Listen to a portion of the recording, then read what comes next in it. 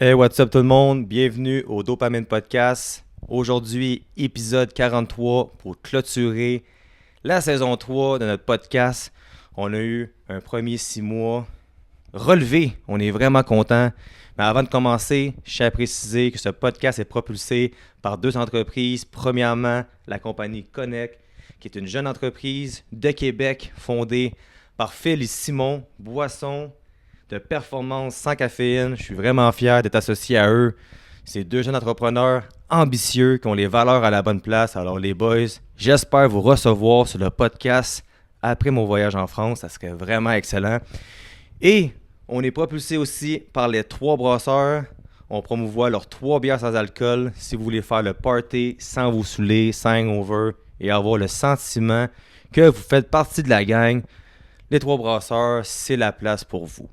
Alors, on va rentrer tout de suite dans le vif du sujet. Aujourd'hui même, le 18 juin 2024, je suis fier de vous annoncer que ça fait 2 ans que j'ai pas touché à une goutte d'alcool, 2 ans de sobriété. Je suis vraiment content. On avait commencé la saison 2, je crois, avec mes 500 jours et maintenant, je suis rendu à 730 jours sobre. Alors, j'ai préparé quelques points pour vous parler de mon cheminement par rapport à ça et peut-être vous influencer à avoir un meilleur mode de vie. Alors, je passe ça tout de suite. Alors, pour commencer, mon nouveau mode de vie, la plus grande différence que j'ai vue, c'est réellement d'être capable de maintenir ses objectifs, maintenir une routine du matin, une routine du soir, d'avoir une constance, d'avoir les idées claires. Souvent, certaines personnes qui me parlent ou des clients qu'on entraîne, qu'est-ce qu'ils ont de la misère, c'est ça, c'est la constance, être capable de répéter le même mode de vie sain, jour après jour, semaine après semaine et année après année. Alors, quand tu es sobre, tu as les idées claires, tu te réveilles en forme, tu n'as pas d'hangover. Alors, c'est plus facile de partir ta journée du bon pied avec ma routine du matin, en allant au gym, un bon workout, faisant tous les projets qu'on a et le soir avoir une belle routine avant de me coucher. Alors, je vous dirais que côté mode de vie, ça m'a aidé. Pour mes objectifs, pour la routine, j'en suis vraiment content. Alors, quelque chose que je veux vous parler, que c'est pas tout le monde qui s'en rend compte, mais quand on arrête de boire de l'alcool ou quelqu'un qui arrête un vice, c'est pas instantané que ta vie va à ton goût. Alors moi, j'ai vu une différence entre ma première année puis ma deuxième année de sobriété. Alors je veux vous en parler un peu. Ma première année, quand c'est arrivé, que je me suis levé un matin, j'ai appelé mon père et je dis pas c'est quoi. Je pense que j'ai frappé un mur, je suis tanné de boire, c'est plus pour moi. J'ai décidé de prendre ma vie en main, je me suis regardé dans le miroir, j'ai pas aimé ce que j'ai vu, j'étais magané, je me suis dit quoi, je vais changer mon mode de vie. Alors au début, évidemment, c'est du nouveau. C'est normal que quand tu bois plusieurs fois par semaine puis que tu arrêtes de boire, tu peux avoir physiquement un certain sevrage, comme qu'on dit, tu peux te sentir mal. Heureusement, j'ai jamais eu envie de boire par après. Quand j'ai pris ma décision, pour moi, c'est définitif. Mais je vous dirais que la première année, qu'est-ce qui a été dur pour moi, c'est de vraiment trouver mon bonheur. Parce qu'évidemment, quand on consomme de l'alcool, c'est un plaisir instantané. On est porté à vouloir remplacer ce plaisir-là par un autre. On est à la recherche du bonheur instantané. Et la première année, ça a été pas mal ça pour moi. Même si vous le savez, avec les réseaux, avec tout ce qu'on fait, moi puis Gabriel, on est généreux, on redonne beaucoup, on aide notre prochain. Mais en dedans de moi, je me sentais par moments égoïste, selfish, parce que je pensais plus à moi qu'aux autres, parce que je voulais me trouver. Puis quand on dit qu'il faut s'aimer avant d'aimer les autres et il faut s'aider avant d'aider les autres, ma première année pour moi, c'était un apprentissage de « Hey, est-ce que je suis capable de m'aimer encore? Est-ce que je suis capable de retrouver le droit chemin et de le faire avec le sourire et de trouver le plus haut niveau de bonheur possible? » Alors pour moi, la première année, c'était ça. J'ai quand même réussi dans ma première année à faire 3 demi-marathons et un marathon, qu'est-ce qui m'a peut-être sauvé, parce que j'ai pas eu le choix de me préparer, d'avoir une discipline, de me lancer dans des livres, dans des vidéos YouTube, de suivre des influenceurs de course de fitness. Fait que ça m'a vraiment aidé de m'identifier à une discipline. Ça peut vous aider à la maison. C'est vraiment important de vous trouver une passion quand vous arrêtez un vice, justement. C'est pas facile au début. Alors, pour ma première année, je vous dirais que c'est ça qui est était plus dur. Aussi, comme j'ai mentionné dans mes notes, quand que je sortais, que ce soit au hockey-ball ou que ce soit dans des restaurants, souvent on sent l'intrus parce que tout le monde consomme. Tout le monde boit. Toi, tu arrives, tu es à jeun. Au début, tu as l'impression que tu es la personne qui est malade. Tu as l'impression que tu n'as pas ta place. Mais plus que le temps avance, évidemment, tu te rends compte que c'est plus facile d'avoir des belles conversations, d'avoir les idées claires et de ne pas faire le fou ou de ne pas perdre la tête quand tu es à jeun. Alors, finalement, je me sens aucunement l'intrus. Mais au début, c'est comment que je me sentais.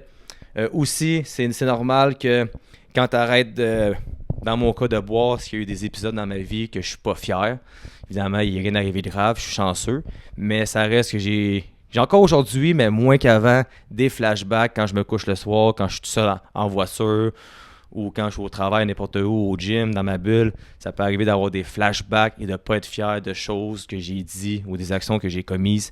Fait que ça, c'est certain que la première année, c'est encore frais dans ta mémoire.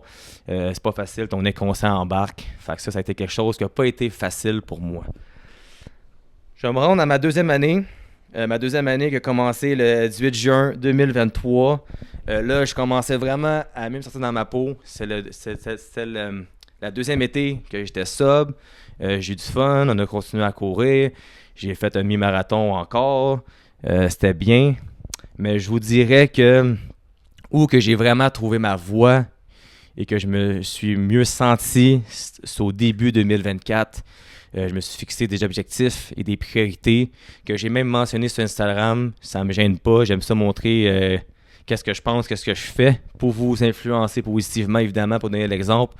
Et je vous dirais que pour l'instant, dans mes premiers 6 mois, je pense que j'ai vraiment réussi. Je suis content. Je pense que qu'est-ce qui a changé, c'est que maintenant, j'ai plus tant de flashbacks. Je me sens moi-même. Je fonce dans mes projets. Dans le podcast, je deviens de plus en plus meilleur. Je me fais confiance dans ma vie de tous les jours. Je suis fier de promouvoir mon mode de vie.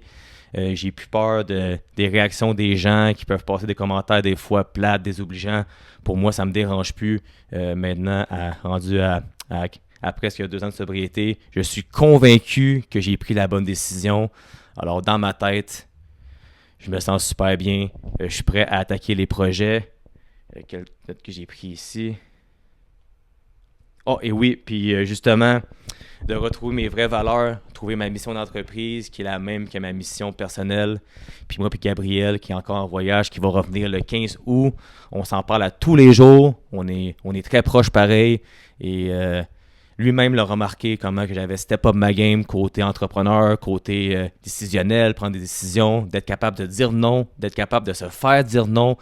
D'être moins susceptible par rapport à des affaires, de moins prendre la critique négativement, quand que des fois, il faut juste analyser une situation. Alors, je vous dirais que ma deuxième année, ça passe super bien, je suis vraiment content. Comme je vous dis, je suis prêt à attaquer les projets, les objectifs, l'avancement, ça je l'ai dit aussi. Ah, et aussi, je pense que la chose la plus importante, puis ça pour moi, c'est peut-être ma priorité numéro 1 depuis le début de ma vie, mais je m'en suis jamais rendu compte, c'est d'être là pour mes parents, d'être là pour mes chums, d'être là pour mes projets. Et quand que, tu sais, des fois on dit qu'il faut croire en quelque chose, il y a du monde qui vont être plus religieux que d'autres, croire en un Dieu. Moi, je pense que dans mon cas à moi, ma force supérieure, c'est de respecter mes priorités. Quand tu respectes tes priorités, puis que c'est un no-brainer, c'est un non négociable, ta vie va toujours aller de l'avant. Fait que pour moi, j'ai mis mes parents en priorité, j'ai mis mon bien-être en priorité, ceux de mes amis, ma business, ma mission, mes valeurs. En faisant ça, tu peux pas te tromper. Alors, si à la maison, je sais que moi, je suis chanceux, je vis pas loin de chez mes parents, fait que c'est facile d'aller les voir tous les jours, où que je suis en ce moment chez eux. Mais si vous vivez loin de vos parents, appelez-les, dites-les que vous les aimez, allez les voir. C'est pas 2-3 heures de route qui fait mal à quelqu'un. Le gaz coûte pas si cher que ça, je vous le jure. Alors, pour ma deuxième année, c'est ça, c'est vraiment... Je me suis encore plus éloigné de mes pensées, un peu plus sombre par rapport à mes flashbacks. Là, je pense que je suis prêt à attaquer la vie. Ça a quand même pris du temps, ça a quand même pris 700 jours et plus avant de me rendre compte que, hey, c'est quoi, j'ai réellement pris la bonne décision. J'ai plus de setback. Comme je vous dis, c'est un processus. Ça se fait pas du jour au lendemain. Comme encore une fois, on dit avec Dopamine Fitness, constance plus discipline égale résultat, mais ça va aussi pas seulement au gym, mais aussi dans ta vie personnelle. Alors, je suis vraiment content de dire que mes choses vont bien, que je me sens bien, que je suis heureux et que je suis prêt à attaquer mes prochains projets. Les changements sur, comme on dit, ma fitness journey, mon parcours de fitness, mais c'est certain que arrêter de boire de l'alcool, t'arrêtes de boire des calories vides, ça c'est certain. Comme vous le savez, calories in, calories out, on ne rentre pas dans le concept de l'entraînement, de l'induction ici, mais ça reste que quand tu arrêtes de boire, au début, encore une fois, plaisir instantané, tu vas être porté à aller au restaurant plus souvent, te trouver un bonheur, manger de la malbouffe, du chocolat, des chips, de la boisson gazeuse, tu es plus porté à tricher. Avec le temps, avec les objectifs que j'ai, évidemment, j'en parle après des projets, mais on a des choses qui s'en viennent par rapport au fitness, par rapport à des activités sportives. C'est certain que je veux prendre soin de mon corps. Alors, c'est certain que maintenant, je suis musculairement plus en forme qu'avant, même si je vieillis.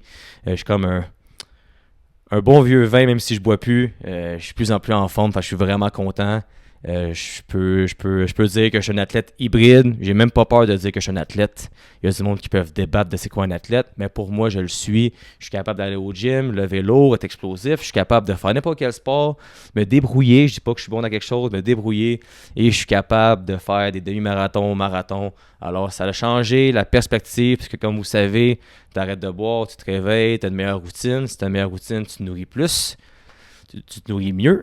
Et ça fait en sorte que tes entraînements sont meilleurs, tu es plus focus. Alors, évidemment, la constance, la discipline égale les résultats. Tu vas être plus en shape physiquement. Alors ça, c'est pour ma fitness journey. Je suis vraiment content. Les projets à venir, comme vous le savez, Dopamine Fitness, on ne dérougit pas. Comme que j'ai dit à Gabriel, on est seulement, encore une fois, dans un start-up. Ça va faire 3 ans au mois de janvier que Dopamine Fitness existe. Alors, on a plusieurs projets à venir. Évidemment, on finit la saison aujourd'hui. La saison 3 commence le 25 juin. Je m'envole vers la France, rejoindre Gabriel. Alors, on va passer 16 jours, on va faire le tour de la France, dont Paris, Nice, Marseille, Monaco, name it. On va même passer un peu vers l'Italie au nord pour une nuit et on va arrêter aussi à Genève en Suisse. Alors c'est le plan pour l'instant.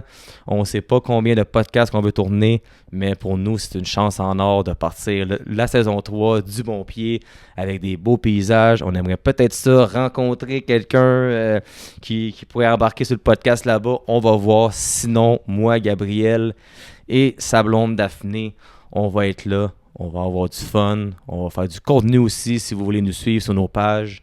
Alors ça, c'est le projet à venir immédiat.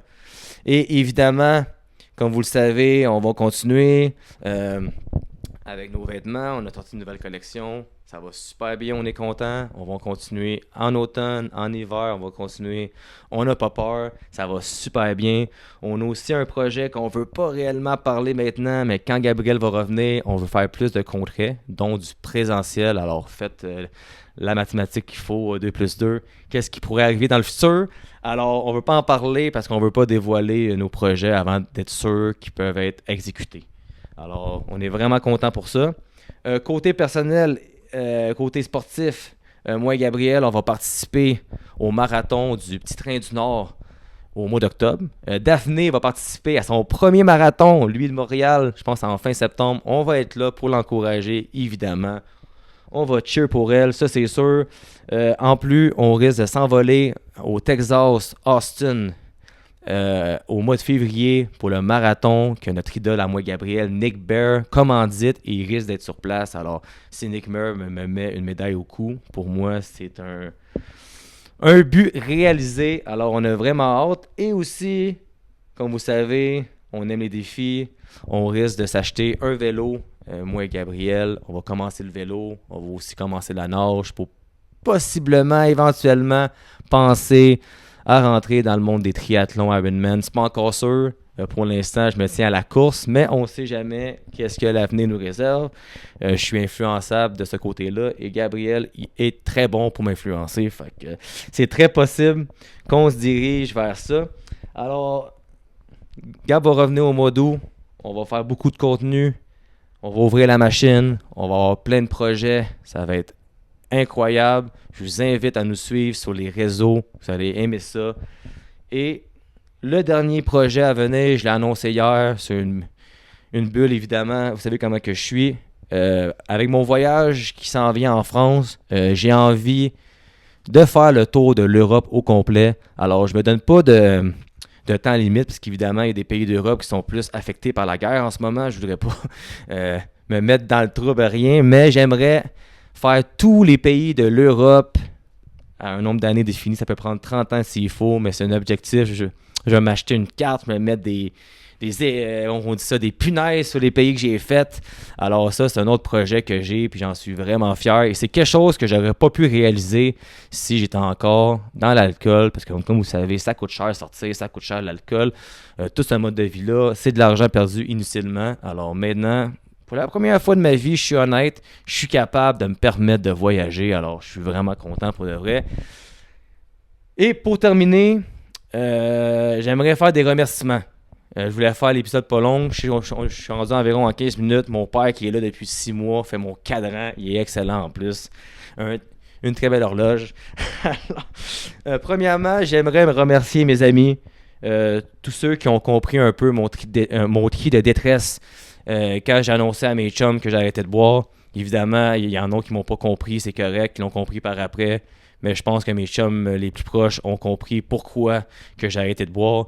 Et maintenant, je pense que pour plusieurs, je pense que je suis une inspiration, je suis un exemple. Je me le fais dire souvent et je le ressens.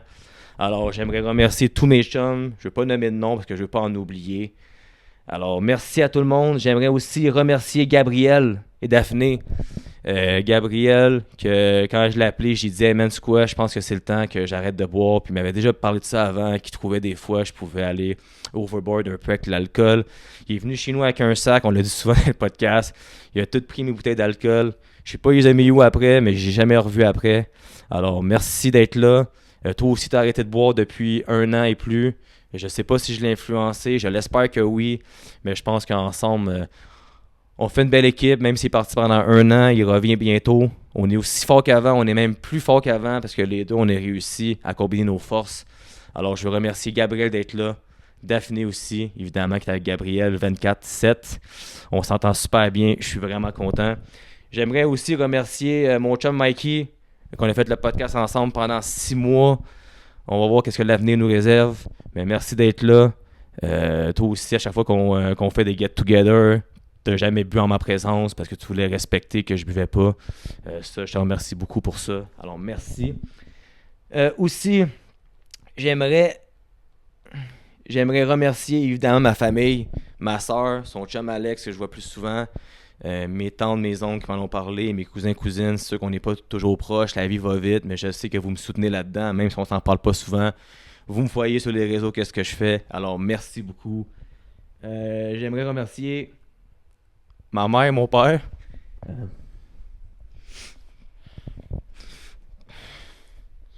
Aïe, aïe.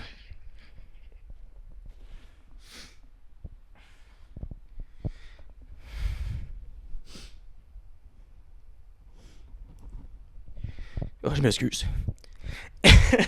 Je voulais pas pleurer, mais quand que sur cette planète-là, t'as 2 personnes qui t'aiment autant, puis qui tiennent à toi, puis qui m'ont jamais jugé, puis que le lendemain, je les ai appelés, ils m'ont soutenu à 100%, ils m'ont accueilli une couple de jours pour que je me ressaisisse. Pour moi, c'est important. C'est une des raisons pourquoi qui sont ma priorité numéro 1. Comme vous voyez, je suis un gars transparent. Je ferai pas de montage. Ça me dérange pas d'être vulnérable à la caméra. Je me suis jamais caché. Fait que j'ai remercié.